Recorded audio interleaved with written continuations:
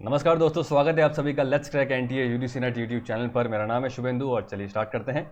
So this is something about me. मैं यहाँ पर पेपर 2 ज्योग्राफी लेता हूँ। यूजीसी नेट क्वालिफाई किया है। बीए ऑनर्स मैंने ग्रेजुएशन में किया था और मास्टर्स मैंने किया है ज्योग्राफी में।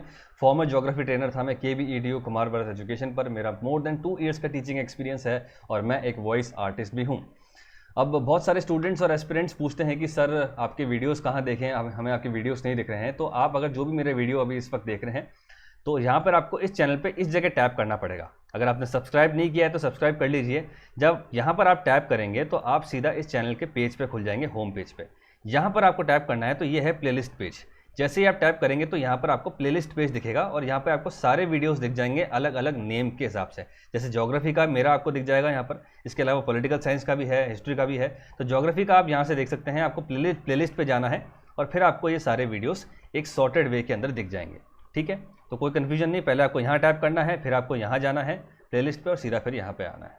ऑल राइट, अब बात करते हैं इस कोर्स के बारे में। ये कोर्स किन लोगों के लिए बनाया गया है? तो दोस्तों ये course specifically UGC net aspirants के लिए बनाया गया है। इसके अलावा कोई भी ज्योग्राफी एंथुजियास्ट या कोई भी एग्जाम के लिए जो प्रिपेयर कर रहे हैं जहाँ पर ज्योग्राफी आती है वो इस कोर्स को देख सकते हैं। एक और कन्फ्यूजन कि ये वीडियो किन लोगों के लिए है, क्या ये हिंदी मीडियम के लिए है, ये क्या ये इंग्लिश मीडियम के लिए है? तो ये कन्फ्यूजन मैं दूर करता हूँ। दोनों ही मीडियम के एस्पिरेंट्स इस कोर्स को देख सकते हैं और इस कोर्स का लाभ उठा सकते हैं। यहाँ पर आपको कंप्लीट कोर्स कवरेज मिलेगा। जो मैं लैंग्वेज यूज़ करूँगा वो होगी इंग्लिश लैंग्वेज, जो अभी मैं बोल रहा हूँ। टेक्निकल टर्म्स हम ज्योग्राफी के इंग्लिश में यूज़ करेंगे क्योंकि उसको याद करना बहुत ईजी होता है। इसके अलावा जो नोट्स आपको मिलेंगे और जो स्क्रीन पे आपको दिखेगा वो दोनों ही लैंग्वेज में दिखेगा। एक इंपॉर्टेंट पॉइंट ये है कि जो भी हम अब पढ़ रहे हैं उसका कॉन्सेप्ट आपको इस चैनल पर दिखेगा और MCQs जो भी हम पढ़ेंगे वो आपको लेट्स क्रैक एनटीए क्वेस्ट पे दिखेगा। ठीक है, इस चैनल का लिंक आपको डिस्क्रिप्शन पे मिल जाएगा। तो आपको जो भी MCQs देखने हैं वो आपको उस चैनल पे दिखेंगे, ना सिर्फ मेरे वीडियोस के बल्कि political science, paper 1, history, commerce, सबके आपको MCQs जो है वहाँ पर मिलेंगे ताकि एक सॉर्टेड वे के अंदर आपकी प्रिपरेशन हो, आपको कॉन्सेप्ट जहाँ पढ़ने को मिले और MCQs आप वहाँ पढ़ेंगे। ऑल राइट, ये है हमारी टीम जो रात दिन लगी हुई है आपको सिलेक्शन दिलाने के लिए और एक इंटरैक्टिव कंटेंट देने के लिए। पेपर 1 भरत सर देख रहे हैं, बरखा मैम पॉलिटिकल साइंस देख रही है, रिंकू मैम हिस्ट्री देख रही है, ज्योति मैम भी पेपर 1 पढ़ा रही है, सोनम मैम कॉमर्स देख रही है और ज्योग्राफी मैं पढ़ा रहा हूँ। मेरा लेक्चर जो है हर रोज़ आपको 8 बजे मिल जाएगा। तो आप सब्सक्राइब कर लीजिए इस चैनल को, बेल आइकन दबा दीजिए ताकि आपको कोई भी वीडियो आपका मिस ना हो। ऑल राइट, बात करते हैं इंडिया के टॉप मोस्ट यानी कि सबसे ज़्यादा देखे जाने वाले ऑनलाइन लर्निंग प्लेटफॉर्म के बारे में, जिसका नाम है अनअकैडमी। अनअकैडमी से आप जुड़ते हैं तो आपको क्या बेनिफिट मिलते हैं? पहला बेनिफिट ये है कि आपको डेली लाइव क्लासेस मिलती है। डेली इंटरैक्ट कीजिए, अपना मोमेंटम बनाइए और लाइव डाउट्स एंड क्वेरीज पूछ सकते हैं। स्ट्रक्चर्ड कोर्स मिलते हैं, सारी चीज़ें आपको एक जगह मिल रही हैं, कहीं भी भटकने की जरूरत नहीं है। आपकी लर्निंग को एवेल्युएट करने के लिए हमने लाइव टेस्टिंग क्विज लगाए हैं ताकि आपको पता पड़ेगा कि आप कितने पानी में हैं और आप कंपीट भी कर पाएंगे। एक कम्युनिटी फीलिंग भी मिलती है। इसके अलावा आपको कंप्लीट कोर्स कवरेज मिलेगा और अनलिमिटेड एक्सेस मिलता है, यानी कि जितने टाइम भी आप सब्सक्राइब कर रहे हैं अनअकैडमी को तो ये सारी चीज़ें आपको मिलती रहेंगी। ऑल राइट, तो इंडिया के जितने भी टॉप मोस्ट एजुकेटर हैं वो अनअकैडमी के प्लेटफॉर्म पर हैं। तो आपको भी देरी नहीं करनी चाहिए, आपको जल्दी से जल्दी आना चाहिए और इसका लाभ उठाना चाहिए।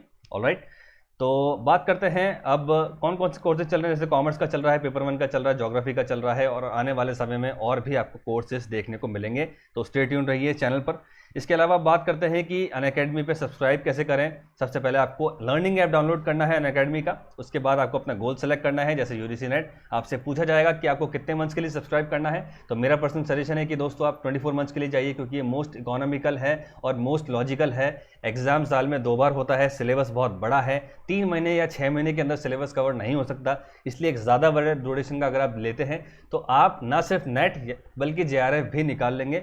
शॉर्ट ड्यूरेशन का अगर कोर्स सब्सक्राइब करते हैं तो आपकी प्रिपरेशन कहीं ना कहीं लूजन अप हो जाएगी। इसलिए कोर्स का ड्यूरेशन बड़ा होना चाहिए और वो इकोनॉमिकल भी होना चाहिए क्योंकि जितना बड़ा ड्यूरेशन का लेंगे आपको उतना ही सस्ता पड़ेगा। इसके अलावा और अगर आप चाहते हैं कि आप कम पैसा खर्चा करना चाहते हैं तो मेरा कोड लगाइए SMNET, इंस्टेंट 10% डिस्काउंट मिलेगा और आपकी फ़ी जो हो जाएगी वो हो जाएगी 11,340, यानी कि 2 साल का सब्सक्रिप्शन जहाँ पे daily live classes, structured courses, quiz और अनलिमिटेड एक्सेस आपको यहाँ पे देखने को मिलेगा। जो लोग वर्किंग हैं, जो लोग लाइव में नहीं आ सकते, वो वीडियोज़ को डाउनलोड करके फिर से देख सकते हैं। ऑल राइट, अब बात करते हैं आज के वीडियो के बारे में। आज का वीडियो है एंडोजेनेटिक एंड एक्सोजेनेटिक फोर्सेस। ठीक है, उसको स्टार्ट करने से पहले एक टर्म है आइसोस्टेसी, उसको देख लेते हैं। वो क्या है? आइसोस्टेसी का मतलब यह है दोस्तों, gravitational equilibrium between earth crust and mental. ठीक है, अर्थ क्रस्ट मतलब जो हमारा लिथोस्फीयर है। लिथोस्फीयर मतलब अगर आप जानते हैं, लिथोस्फीयर हमने अर्थ इंटीरियर पे पढ़ा था। Entire earth crust and upper mantle, इसको हम लिथोस्फीयर बोलते हैं। तो लिथोस्फीयर और मेंटल के बीच में जो बैलेंस देखने को मिलता है उसको हम आइसोस्टेसी कहते हैं। लिथोस्फीयर मेंटल के ऊपर रेस्ट कर रही है, एस्थेनोस्फीयर बीच में आती है, ये बात हम जानते हैं, और एस्थेनोस्फीयर पे सारी प्लेट टेक्टोनिक प्लेट्स जो हैं वो मूव करती हैं, ये भी हम जानते हैं। ये बैलेंस क्यों देखने को मिलता है, हमने देखा होगा जब से अर्थ इवॉल्व हुई है तब से लेकर अब तक इसमें कितनी सारी एक्टिविटीज़ हुई हैं, कहीं फोल्डेड माउंटेन्स बन रहे हैं, कहीं लेक्स बन रही हैं, कहीं प्लेट्यू बन रहे हैं। तो जितनी भी ये डिफॉर्मिटी हो रही है उसके बावजूद भी अर्थ में एक इक्विलिब्रियम बैलेंस देखने को मिल रहा है। ऐसा नहीं है कि पहाड़ जो हैं वो गिरते चले जा रहे हैं या प्लेट्यू जो है वो गिरते चले जा रहे हैं, सब अपनी जगह पर इंटैक्ट हैं, वहाँ पर एक बैलेंस देखने को मिल रहा है। इसी को ही हम आइसोस्टेसी कहते हैं। ठीक है, अर्थ में जो डिफॉर्मेशन हो रहे हैं वो किन कारणों से हो रहे हैं? पहला कारण यह है कि जो भी हीट जनरेट हो रही है हमारे मेंटल में उससे कन्वेक्टिव करंट बनती है। कन्वेक्टिव करंट बनती है तो उससे क्या होता है? कन्वेक्टिव करंट से हमारी सी फ्लोर स्प्रेडिंग होती है और उससे प्लेट्स का मूवमेंट होता है, ये हमने पढ़ लिया था। इसके अलावा टेक्टोनोजेनेसिस मतलब टेक्टोनिक प्लेट्स का मूवमेंट होता है। टेक्टोनिक प्लेट्स के मूवमेंट से हमने देखा था क्या क्या होता है, कन्वर्जेंट प्लेट्स के मूवमेंट से, डाइवर्जेंट प्लेट के मूवमेंट से क्या क्या होता है वो हमने पढ़ लिया था। इसके अलावा रोटेशन ऑफ अर्थ से भी डिफॉर्मिटीज होती हैं और क्लाइमेटिक फैक्टर्स जैसे विंड्स, प्रेसिपिटेशन और प्रेशर बेल्ट से भी हमारे अर्थ पर डिफॉर्मिटी होती है। ये सारी चीज़ें जो चल रही हैं इसके बावजूद भी एक इक्विलिब्रियम, एक बैलेंस मेंटेन है जिसको हम कहते हैं आइसोस्टेसी। ऑलराइट, तो ये डायग्राम आप देख सकते हैं, इसमें आप देखेंगे किस तरह से ये हमारा क्रस्ट है और ये मेंटल है, इसमें एक बैलेंस मौजूद देखने को हमें मिलता है। ऑलराइट, अब बात करते हैं एक टर्म जियोमॉर्फिक प्रोसेस, उसी के आधार पर फिर हम चलेंगे फोर्सेस के बारे में। जियोमॉर्फिक प्रोसेस मतलब फिजिकल और केमिकल चेंजेस जो हमारे अर्थ सरफेस पे हमें देखने को मिलते हैं कुछ फोर्सेस की वजह से, यानी कि कुछ ऐसे फोर्सेस हमारे अर्थ पे या अर्थ की क्रस्ट पे या उसके नीचे ऑपरेट कर रहे हैं जिसकी वजह से हमारे अर्थ के सरफेस पे फिजिकल और केमिकल चेंजेस देखने को मिलते हैं, और इसी को हम जियोमॉर्फिक प्रोसेस कहते हैं। प्रोसेस मतलब प्रतिक्रियाएं जिसको हम कहते हैं, प्रक्रियाएं जिसको हम कहते हैं। तो फिजिकल और केमिकल चेंजेस जिन फोर्सेस की वजह से हमें देखने को मिलते हैं उन्हें हम जियोमॉर्फिक प्रोसेस कहते हैं। अब ये जियोमॉर्फिक प्रोसेस जो होते हैं वो कुछ एजेंट्स के थ्रू काम करते हैं और इन एजेंट्स को कहते हैं हम मोबाइल मीडियम। मोबाइल मीडियम क्या क्या हो सकते हैं? जैसे running water, moving ice, winds, waves and currents. ठीक है, ये जितने भी एजेंट्स हैं ये फोर्सेस कहलाते हैं। ये सारे एजेंट्स हैं, इनसे कुछ फोर्स इन्वेंट होते हैं, कुछ फोर्स उत्पन्न होते हैं और वो फोर्सेस हमारे अर्थ पे फिजिकल और केमिकल चेंजेस लाते हैं। ठीक है, फोर्सेस को हम आगे देखेंगे फोर्सेस क्या क्या हैं। तो ये एजेंट्स क्या कर रहे हैं? ये एजेंट्स हमारे अर्थ क्रस्ट को रिमूव कर रहे हैं, ट्रांसपोर्ट कर रहे हैं और डिपॉजिट कर रहे हैं। ठीक है, ये बात आपको ध्यान रखनी है। जियोमॉर्फिक प्रोसेस मतलब अर्थ के ऊपर जो भी फोर्सेस ऑपरेट कर रहे हैं उनकी वजह से फिजिकल और केमिकल चेंजेस को आना, उसको हम जियोमॉर्फिक प्रोसेस कहते हैं। ये जियोमॉर्फिक प्रोसेस जो है कुछ एजेंट्स के द्वारा काम करते हैं, यानी कि एजेंट्स जो है वो है running water, moving ice, winds, waves और करंट्स। ठीक है, अब यही जियोमॉर्फिक प्रोसेस कुछ फोर्सेस में डिवाइड है जिसको हम कहते हैं एंडोजेनेटिक फोर्सेस और होते हैं दूसरा एक्सोजेनेटिक फोर्सेस। ठीक है, जियोमॉर्फिक प्रोसेसेस जो हैं वो ब्रॉडली डिवाइड हैं दो कैटेगरीज के अंदर on the basis of their origin, जहां वो उत्पन्न हो रहे हैं। पहला है एंडोजेनेटिक फोर्स, दूसरा है एक्सोजेनेटिक फोर्स। एंडो मतलब किसी के अंदर, एंडो अंदर, एक्सो मतलब किसी के ऊपर। एंडोजेनेटिक फोर्सेस मतलब वो फोर्सेस जो अर्थ के क्रस्ट के नीचे ऑपरेट कर रहे हैं और उनके ऑपरेशन से अर्थ की क्रस्ट पे कुछ हमें चेंजेस देखने को मिल रहे हैं, चाहे वो फिजिकल हो या चाहे वो केमिकल हो। एंडोजेनेटिक फोर्सेस यानी कि वो फोर्सेस जो अर्थ के क्रस्ट के नीचे काम कर रहे हैं, एक्सोजेनेटिक फोर्सेस वो फोर्सेस जो अर्थ के क्रस्ट के ऊपर काम कर रहे हैं। एक बेसिक डिफरेंस ये है कि एंडोजेनेटिक फोर्सेस जब काम करते हैं तो क्रस्ट बनती है, कोई चीज़ बनती है, रिलीफ फीचर्स बनते हैं। एक्सोजेनेटिक फोर्सेस जब काम करते हैं तो वो चीज़ें जो है वो टूटती हैं। ठीक है, इसको हम आगे पढ़ेंगे, डिटेल में पढ़ेंगे, तो मैं इसको आपको बेसिक बता रहा हूँ। एंडोजेनेटिक फोर्सेस क्रस्ट के नीचे काम करते हैं, एक्सोजेनेटिक फोर्सेस क्रस्ट के ऊपर काम करते हैं। Endogenetic forces crust building forces हैं, exogenetic forces crust destroying forces हैं। यहाँ से क्वेश्चन आ सकता है, सीधा सीधा सिंपल क्वेश्चन है लेकिन कंफ्यूज करता है लोगों को, ये बात आपको ध्यान रखनी है। ठीक है, ये इसका हिंदी ट्रांसलेशन है। अब बात करते हैं, ये फ्लो चार्ट आपको ध्यान रखना है दोस्तों, क्योंकि ये फ्लो चार्ट ही आपका पूरे इस लेक्चर का सार है। ठीक है, ये फ्लो चार्ट को हम पहले देखेंगे, उसके बाद फिर हम डिटेल में चलेंगे। तो जियोमॉर्फिक प्रोसेस दो ब्रॉड कैटेगरीज में डिवाइड है on the basis of their origin, यानी कि जहां वो उत्पन्न हो रहे हैं। पहला है एंडोजेनेटिक फोर्सेस, दूसरा है एक्सोजेनेटिक फोर्सेस। एंडोजेनेटिक फोर्सेस मतलब क्रस्ट के नीचे काम करने वाले फोर्सेस, एक्सोजेनेटिक फोर्सेस मतलब क्रस्ट के ऊपर काम करने वाले फोर्सेस। ठीक, तो एंडोजेनेटिक फोर्सेस को पहले पकड़ते हैं। एंडोजेनेटिक फोर्सेस दो ब्रॉड कैटेगरीज में डिवाइड है बेस्ड अपॉन देयर इंटेंसिटी, उनकी तीव्रता के आधार पर वो दो ब्रॉड केसेस में डिवाइड है। तीव्रता मतलब वो फोर्सेस कितना ज़्यादा इंटेंस है, तो वो दो भागों में डिवाइड है। एक तो है स्लो मूवमेंट्स, एक है सडन मूवमेंट्स। यानी कि एंडोजेनेटिक फोर्सेस की वजह से कि किस तरह के मूवमेंट हो रहे हैं, या वो स्लो मूवमेंट हो रहे हैं या सडन मूवमेंट हो रहे हैं। तो सडन मूवमेंट्स मतलब एकाएक होने वाले मूवमेंट्स जो हमारे अर्थ क्रस्ट के नीचे हो रहे हैं, जिसकी वजह से हमारे क्रस्ट के ऊपर कुछ चीज़ें देखने को मिलती हैं, अचानक होते हैं, जिसको हम देख भी सकते हैं, और वो अचानक होते हैं, पता भी नहीं पड़ता कि कब हो गए, और हमें मतलब हम शॉक में आ जाते हैं, उसको हम कहते हैं सडन मूवमेंट्स। तो उसके अंदर आते हैं वॉल्केनिज्म एंड अर्थक्वेक्स। ये दोनों इस तरह के मूवमेंट्स हैं जो एकदम से होते हैं, हमें पता नहीं होता, और हमें एक तरह का शॉक देते हैं, ठीक है। और इससे क्रस्ट भी बनती है, आप देखेंगे, भले ही ये डिस्ट्रक्शन करते हैं, अर्थक्वेक डिस्ट्रक्शन करती है, पर इससे कुछ नए रिलीफ फीचर्स बन रहे हैं, ठीक है। उसको हम आगे देखेंगे क्या क्या बन रहे हैं, पर हमें ध्यान रखना है कि एंडोजेनेटिक फोर्सेस के तीव्रता के आधार पर दो तरह के मूवमेंट हैं, एक है स्लो मूवमेंट, एक है सडन मूवमेंट। स्लो मूवमेंट है डायस्ट्रोफिज्म और सडन मूवमेंट है कैटास्ट्रोफिज्म, ठीक है। सडन मूवमेंट्स में हमने देख लिया कि वो दो में डिवाइड है, वोल्केनिक एंड अर्थक्वेक, जिसको हम देख सकते हैं, जो एकाएक होते हैं। अब बात करते हैं स्लो मूवमेंट। स्लो मूवमेंट को हम कहते हैं डायस्ट्रोफिज्म, यानी कि डायस्ट्रोपिक फोर्सेस। स्लो मूवमेंट वो होते हैं जिसको हम देख नहीं सकते, वो बहुत धीरे धीरे हो रहे हैं, ठीक है, और over a period of time हो रहे हैं, जिसको हम आज से नहीं देख सकते, ठीक है। हमें अगर ये आज से ऑपरेट होना शुरू करेंगे तो कुछ सालों बाद हमें पता पड़ेगा कि हाँ ठीक है, ये फोर्सेस ऑपरेट कर रहे थे और आज की तारीख में इससे ये चीज़ें बन रही हैं। यानी कि क्लियर आपको होना चाहिए, एंडोजेनेटिक फोर्सेस की तीव्रता के आधार पर दो मूवमेंट्स हैं, slow movement, sudden movement. Sudden movement वो जो एकाएक होते हैं, जिसको हम देख सकते हैं, स्लो मूवमेंट वो जो बहुत धीरे धीरे हो रहे हैं, जिसको हम नहीं देख सकते, ठीक। अब स्लो मूवमेंट जो है वो दो में डिवाइड है, वर्टिकल, जिसको हम एपिरोजेनेटिक मूवमेंट कहते हैं, और एक है हॉरिजॉन्टल, जिसको हम ओरोजेनेटिक मूवमेंट कहते हैं। जहां भी एपिरो आ जाए उसका मतलब है कॉन्टिनेंट, और जहां भी ओरो आ जाए उसका मतलब है माउंटेन्स, ठीक।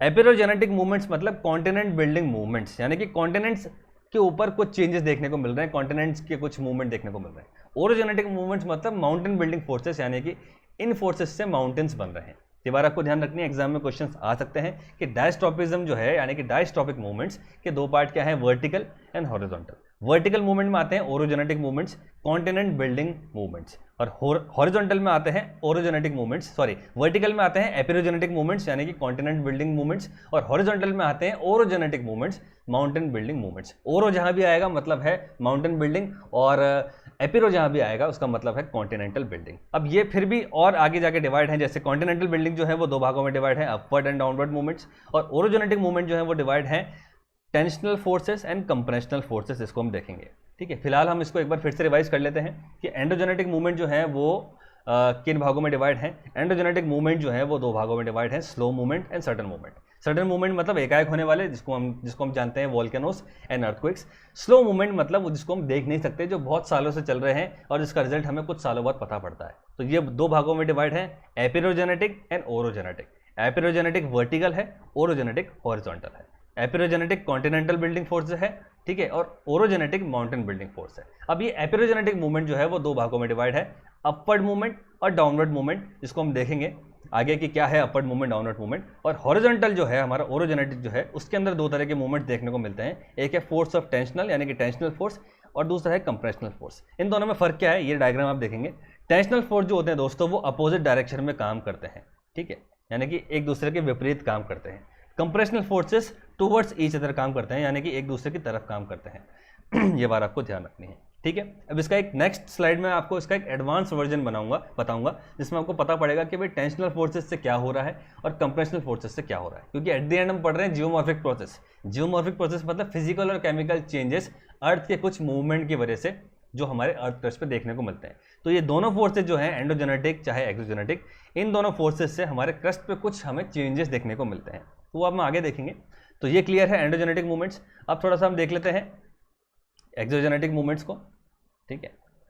एग्जाम में दोस्तों हमारा जो सिलेबस है वो although endogenetic and exogenetic movements को बताने मतलब लर्न करने को कहता है, इसको कवर करने को कहता है, इसके बावजूद भी अलग से एक टॉपिक दे रखा है वेदरिंग का, ठीक है, उसको हम देखेंगे। यानी कि एक्सोजेनेटिक मूवमेंट्स को हम एक अलग टॉपिक के अंदर पूरा कंप्लीट कवर कर लेंगे। फिलहाल आपको एक ओवरऑल व्यू के अंदर इसको देखना है कि एक्सोजेनेटिक मूवमेंट क्या है।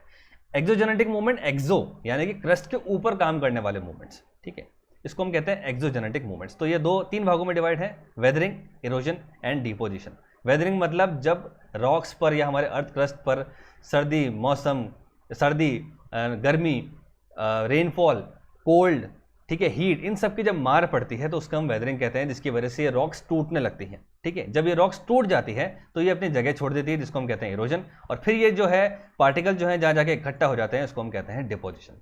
ठीक है। तो ये सारे जो है चीज़ें एक साथ में काम करती हैं, वेदरिंग, इरोजन एंड डिपोजिशन, जिसको हम एक्सोजेनेटिक मूवमेंट्स कहते हैं। वेदरिंग 3 तरह की हो सकती है, इसको मैं थोड़ा इरेज करता हूँ ताकि थोड़ा सा क्लियर हो जाए।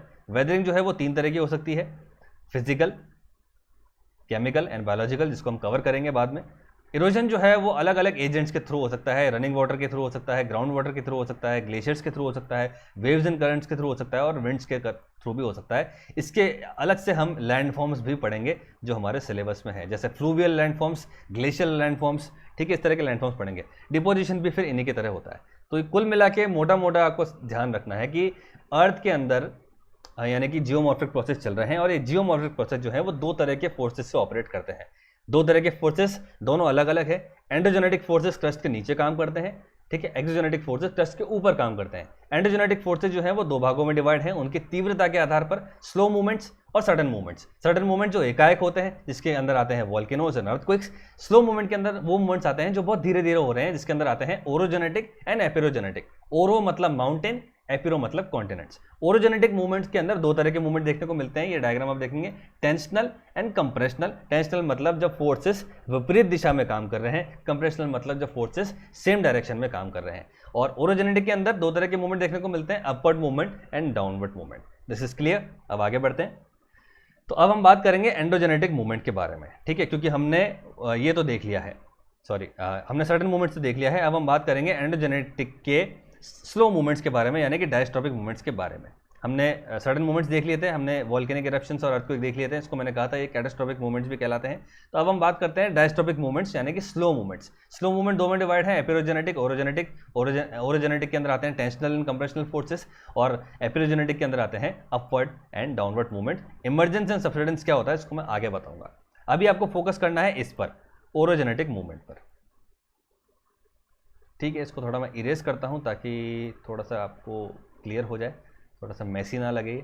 ऑलराइट, ठीक है। अभी हमें फोकस करना है ओरोजेनेटिक मूवमेंट पर। तो ओरोजेनेटिक मूवमेंट 2 तरह के हो सकते हैं, टेंशनल एंड कंप्रेशनल। ये डायग्राम आप देखिए, टेंशनल मतलब जब विपरीत दिशा में काम कर रहे हैं, और कंप्रेशनल मतलब जब सेम दिशा में काम करते हैं। तो मैंने कहा था जब ये फोर्सेस ऑपरेट करेंगे तो कुछ हमें चेंजेस देखने को मिलेंगे अर्थ क्रस्ट पे। टेंशनल फोर्सेस से क्या होता है दोस्तों, क्रिस्टल फ्रैक्चर होता है। ये आप देखेंगे टेंशनल फोर्सेस से क्रिस्टल फ्रैक्चर होता है, देख सकते हैं कितना बड़ा फ्रैक्चर है हमारे क्रस्ट पर, ठीक है। टेंशनल फोर्सेस यानी कि जब फोर्सेस विपरीत दिशा में काम करते हैं तो अर्थ के अंदर क्रिस्टल फ्रैक्चर देखने को मिलता है। यहां से सीधा क्वेश्चन आ सकता है आपसे कि टेंशनल फोर्सेस से अर्थ पे क्या होता है, up warping, down warping, fracture, folding, bending, कुछ भी आ सकता है। तो आपको ध्यान रखना है क्रिस्टल फ्रैक्चर देखने को मिलता है टेंशनल फोर्सेस से। और कंप्रेशनल फोर्सेस से दोस्तों हमें क्रिस्टल बेंडिंग देखने को मिलती है। ये आप देख सकते हैं क्रिस्टल बेंडिंग का डायग्राम मैंने लगाया, यानी कि जब क्रस्ट के अंदर बेंड्स देखने को मिलते हैं उसको हम कहते हैं। ये देखेंगे किस तरह से ये बेंड हो गया है, एक तरीके से वी शेप बनाया है इसने।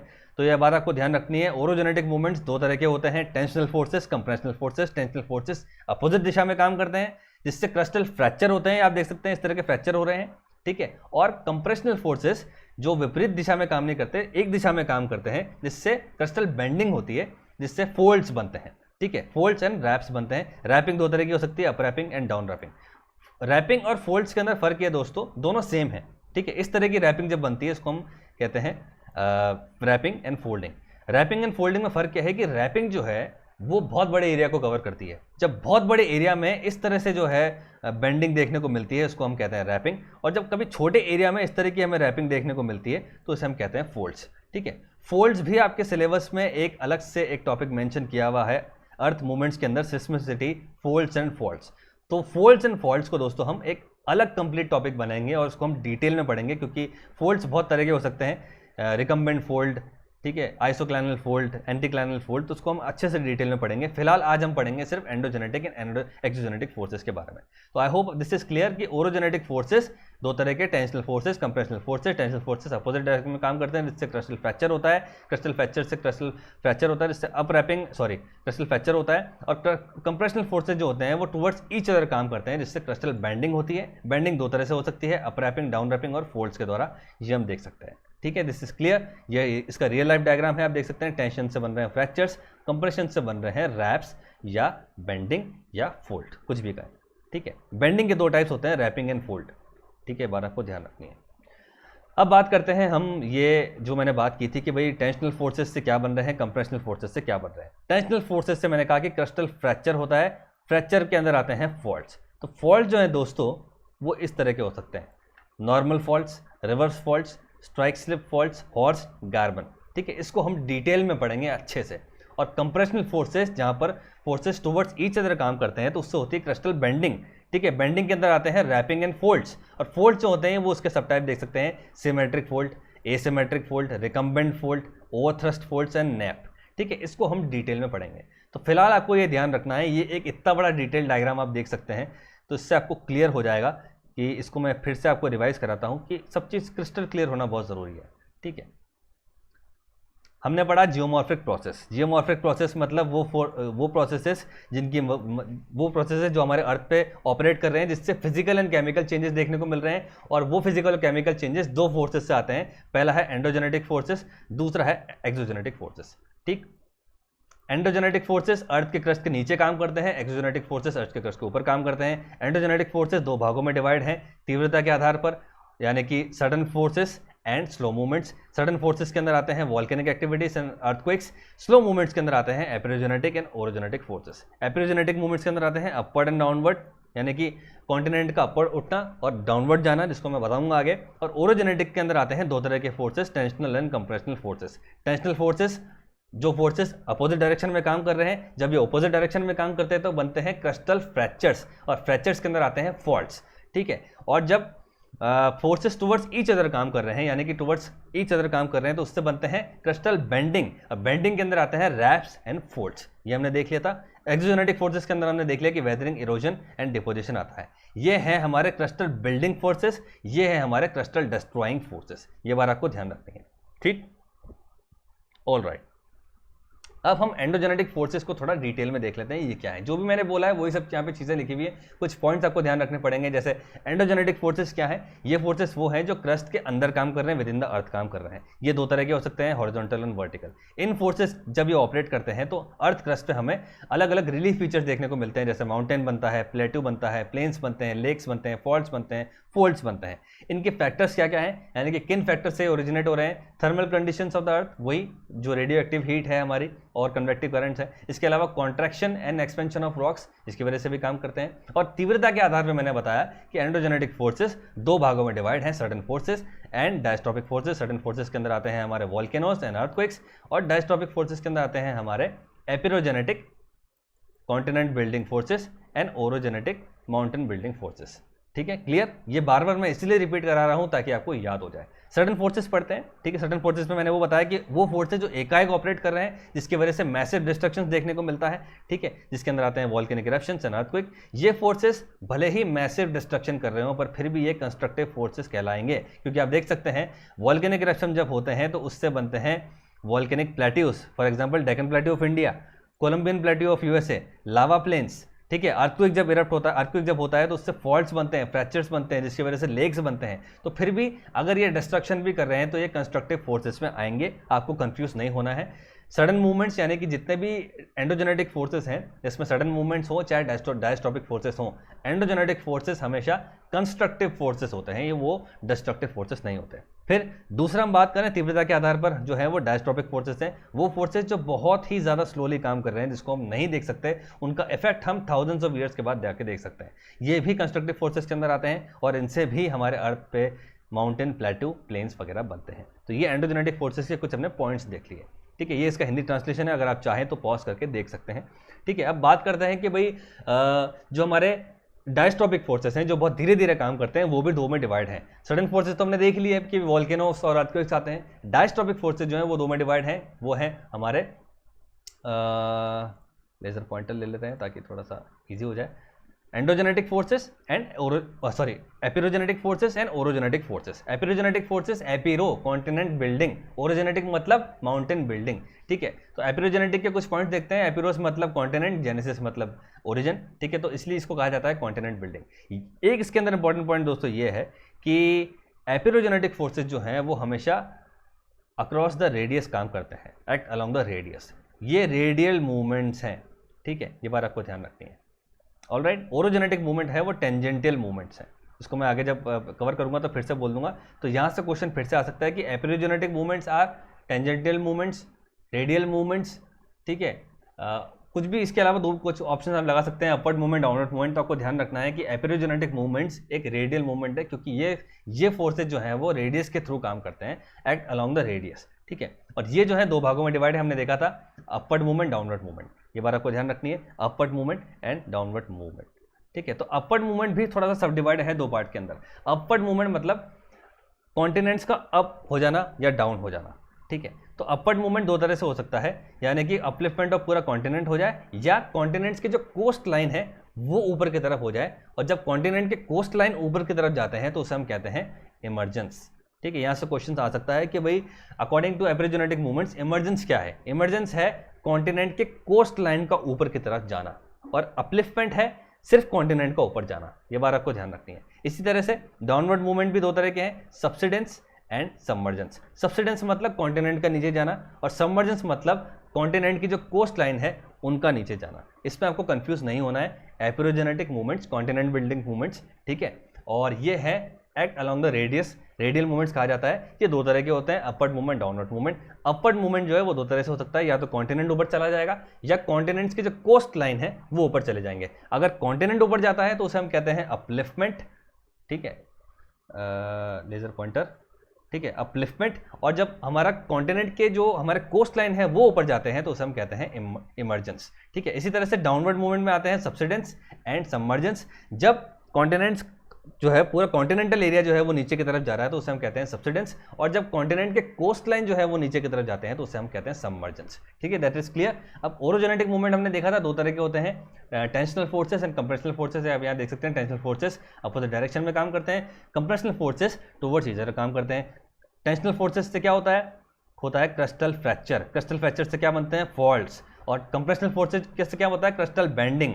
उससे क्या बनते हैं, फोल्ड्स एंड रैपिंग। यहाँ से क्वेश्चन सीधा सीधा फिर से आ सकता है, या मैच द फॉलोइंग से भी आ सकता है कि भाई टेंशनल फोर्सेस क्या बनाएंगे, क्रिस्टल फ्रैक्चर या क्रिस्टल बेंडिंग। तो ये बात आपको ध्यान रखनी है। टेंशनल फोर्सेस मतलब जब जो है क्रस्ट खिंच रही है, खिंचने से क्या बनेगा, फ्रैक्चर बनेंगे। जब क्रस्ट को दबाया जाएगा क्रस्ट को तो उसमें फोल्ड्स बनेंगे। ये बिल्कुल लॉजिकल सा है और बिल्कुल कॉमन सेंस वाला है कि फ्रैक्चर तब बनते हैं जब टेंशन पड़ती है, और बेंड जब बनते हैं जब उसके अंदर कंप्रेशन होता है। ये बात आपको ध्यान रखनी है। तो जब फ्रैक्चर बनते हैं तो उससे फॉल्ट्स एंड फ्रैक्चर्स बनते हैं, और जब बेंडिंग होती है तो उससे फोल्ड्स एंड रैप्स बनते हैं। फिर हमने देखा क्रिस्टल बेंडिंग जो है वो दो तरह की है, रैपिंग एंड फोल्डिंग में। रैपिंग जो है वो दो तरह की है, up warping and down warping. और रैपिंग एंड फोल्डिंग में मैंने आपको फर्क बताया था कि रैपिंग और फोल्डिंग में फर्क यही है, दोनों दिखने में सेम है कि भाई जब क्रस्ट जो है इस तरह से रैप हो रही है, अगर क्रस्ट एक बहुत बड़े एरिया में रैप हो रही है तो उसे हम कहते हैं रैपिंग। अगर क्रस्ट एक छोटे एरिया के अंदर रैप हो रही है तो उसे हम कहते हैं फोल्ड्स। ये बात आपको ध्यान रखनी है, ठीक है। आई होप दिस इज क्लियर। तो ये है पूरा हमारा, अभी तक हमने देख लिया कि अभी तक हमने क्या क्या पढ़ लिया है। इससे आपको कंफ्यूज नहीं होना दोस्तों। वो जो फ्लो चार्ट मैंने आपको बताया है उसको अगर आप ध्यान रखेंगे तो बहुत ईजी हो जाएगा। एक बार हम उसको फिर से रिवाइज करेंगे ताकि आपको कोई कन्फ्यूजन ना हो, ठीक है। ये इसका हिंदी ट्रांसलेशन है। अब बात कर लेते हैं एक्सोजेनेटिक फोर्सेस के बारे में। इस पे एक पूरा एक लेक्चर बनेगा, क्योंकि एक्सोजेनेटिक फोर्सेस में आते हैं हमारे वेदरिंग एंड मास वेस्टिंग, ठीक है। इसको हम अलग से पढ़ेंगे, लेकिन फिलहाल क्योंकि हम फोर्सेस पढ़ रहे हैं दोनों तो इसको भी पढ़ लेते हैं, ठीक है। तो एक्सोजेनेटिक फोर्सेस वो फोर्सेस जो ऑपरेट कर रहे हैं हमारे क्रस्ट के ऊपर, ठीक है। और मैंने कहा था एक्सोजेनेटिक फोर्सेस कभी भी क्रस्ट बिल्डिंग फोर्सेस नहीं है, ये क्रस्ट डिस्ट्रॉइंग फोर्सेस है, इसीलिए इनको कहा जाता है डेनोडेशनल प्रोसेसेस, ठीक है। एंडोजेनेटिक फोर्सेस अर्थ के इंटीरियर से में होने वाले जितनी भी एक्टिविटीज है वहाँ से जनरेट होती हैं वो फोर्सेस, हमें कहा था। जिसके अंदर आते हैं हमारे प्लेट टेक्टोनिक इवेंट्स आते हैं, ठीक है। फिर हमारे जो भी कन्वेक्टिव करंट चल रही है, जो हीट हो रही है, वो वहाँ से अपनी एनर्जी जनरेट करते हैं। लेकिन एक्सोजेनेटिक फोर्सेज जो हैं वो अपनी एनर्जी लेते हैं एटमॉस्फेयर से। ये इसका बिग डिफरेंस है, ये बात आपको ध्यान रखनी है। इसके अलावा एक्सोजेनेटिक फोर्सेस के अंदर आते हैं हमारे वेदरिंग, इरोजन एंड डिपोजिशन। ये बात हम जानते हैं। एक्सोजेनेटिक फोर्सेस हमेशा प्लेनेशन करते हैं, यानी कि वो लेवलिंग करते हैं। एंडोजेनेटिक फोर्सेस बनाते हैं, एक्सोजेनेटिक फोर्सेस लेवलिंग करते हैं, और इन्हीं दोनों के बैलेंस को हम कहते हैं आइसोस्टेसी। ये बात आपको ध्यान रखनी, स्टार्टिंग में मैंने कहा था, ठीक है। तो डेनोडेशन इसके अंदर आता है, वेदरिंग एंड मास वेस्टिंग आता है। इसको हम अलग से कवर करेंगे, पूरा कवर करेंगे, इसमें आपको कोई टेंशन लेने की जरूरत नहीं है। और इसके अलावा जो और दो चीज़ें हैं, जैसे हमने फोल्ड छोड़ दिया है और हमने फॉल्ट छोड़ दिया है, क्योंकि ये आपको डिटेल में पढ़ना है। अलग अलग टाइप के फोल्ड्स एंड फॉल्ट्स है, तो उसको भी हम कवर करेंगे। चलते हैं नेक्स्ट स्लाइड पर। तो ये है नेक्स्ट स्लाइड, और अभी तक हमने जो पढ़ा है दोस्तों ये उसका पूरा सार है, ठीक है। हमने पढ़ा था दो तरह के movements, endogenetic, exogenetic movements. Exogenetic movements वो होते हैं जो अर्थ के क्रस्ट के ऊपर काम कर रहे हैं और ये प्लेनेशन करते हैं, यानी कि लेवलिंग करते हैं। एंडोजेनेटिक फोर्सेस क्रस्ट के नीचे काम करते हैं और ये क्रस्ट को बनाते हैं। फिर ये दो में डिवाइड है, डायस्ट्रोपिक यानी कि स्लो, कैटास्ट्रोपिक मतलब फास्ट। कैटास्ट्रोपिक के अंदर आते हैं वोल्केनिक इरप्शंस एंड अर्थक्वेक्स। डायस्ट्रोपिक के अंदर आते हैं एपिरोजेनेटिक एंड ओरोजेनेटिक। एपिरोजेनेटिक जो है वो दो में डिवाइड है, upward and downward. Emergence and submergence मैंने बताया था। इमरजेंस मतलब जब कॉन्टिनेंट नहीं, उसकी जो कोस्ट लाइन है वो ऊपर की तरफ जा रही है तो वो है इमरजेंस, लेकिन अगर कॉन्टिनेंट ऊपर जा रहा है तो वो है अपलिफ्टमेंट, ठीक है। डाउनवर्ड मूवमेंट के अंदर मैंने बताया था सबसिडेंस एंड सबमर्जेंस। सबमर्जेंस मतलब कॉन्टिनेंट की कोस्ट लाइन जो है वो पानी के नीचे चली गई तो वो है सबमर्जेंस, लेकिन अगर कॉन्टिनेंट ही पूरा चला गया तो वो है सबसिडेंस। That clear. उसके बाद हमने देखा था ओरोजेनेटिक फोर्सेस, ठीक है, माउंटेन बिल्डिंग फोर्सेस। इसके अंदर दो तरह के फोर्सेस थे, tensional forces, compressional forces. Tensional forces opposite direction में काम करते हैं जिसकी वजह से बनते हैं फ्रैक्चर्स। फ्रैक्चर्स के अंदर आते हैं फॉल्ट्स। और जो कंप्रेशनल फोर्सेस हैं वो करते हैं टुवर्ड्स ईच अदर काम, जिसकी वजह से बनते हैं क्रस्टल बेंडिंग। बेंडिंग के अंदर आते हैं रैप्स एंड फोल्ड्स। हम देख सकते हैं ये एक तरीका का बेंड ही हो रहा है, ठीक है। फिर हमने इसको डिटेल में पढ़ना है अपने आने वाले टॉपिक्स के अंदर। जैसे हम बात करें क्रिस्टल फ्रैक्चर से क्या हो रहे हैं, फॉल्ट्स बन रहे हैं। फॉल्ट्स कितने तरह के हैं, नॉर्मल फॉल्ट है, रिवर्स फॉल्ट है, स्ट्राइक स्लिप फॉल्ट है, हॉर्स्ट है, गैर्बन है। इसी तरह से कंप्रेशनल फोर्स से जो बेंडिंग हो रही है उससे क्या बन रहे हैं, फोल्ड्स बन रहे हैं। फोल्ड जो है वो कितने टाइप के हैं, asymmetric fold, symmetric fold, recumbent fold, overthrust fold और नेप फोल्ड। इन सबको हम डिटेल में पढ़ेंगे, ठीक है। तो अभी हमने इस टॉपिक के अंदर पढ़ा है फोर्सेस के बारे में, एंडोजेनेटिक एंड एक्सोजेनेटिक फोर्सेस, ठीक है। तो I hope this is clear. और इस चैनल में जो भी हम पढ़ रहे हैं वो हम पढ़ रहे हैं कंसेप्ट्स, और आपको अगर एमसीक्यूज करने हैं तो आप आइए सीधा let's crack anti UGC net quest channel पर। इसका आपको लिंक मिल जाएगा, ये एक यूट्यूब चैनल है, इसका डिस्क्रिप्शन में आपको लिंक मिल जाएगा। सारे एमसीक्यूज हम वहीं डिस्कस करेंगे, प्रीवियस ईयर पेपर भी हम वहीं डिस्कस करेंगे। यहाँ पे होंगे कंसेप्ट्स, वहाँ पे होंगे क्वेश्चंस, इससे आपको कोई भी कंफ्यूजन ना हो, ठीक है। तो इस वीडियो को दोस्तों लाइक कीजिए, चैनल को सब्सक्राइब कीजिए, बेल आइकन जरूर दबाइए क्योंकि नोटिफिकेशन आपको मिलना चाहिए, तभी आप आ पाएंगे और वीडियो देख पाएंगे। मेरा कोड लगाना मत भूलिए, SM नेट 10% डिस्काउंट मिलेगा आपको। मंथली फी आपकी हो जाएगी सिर्फ और सिर्फ 472 रुपीज़। और हम आपके टेलीग्राम चैनल से भी जुड़ सकते हैं। चैनल को सब्सक्राइब कीजिए दोस्तों और जुड़े रहिए, बहुत सारे वीडियोज़ आने वाले हैं। Thank you so much.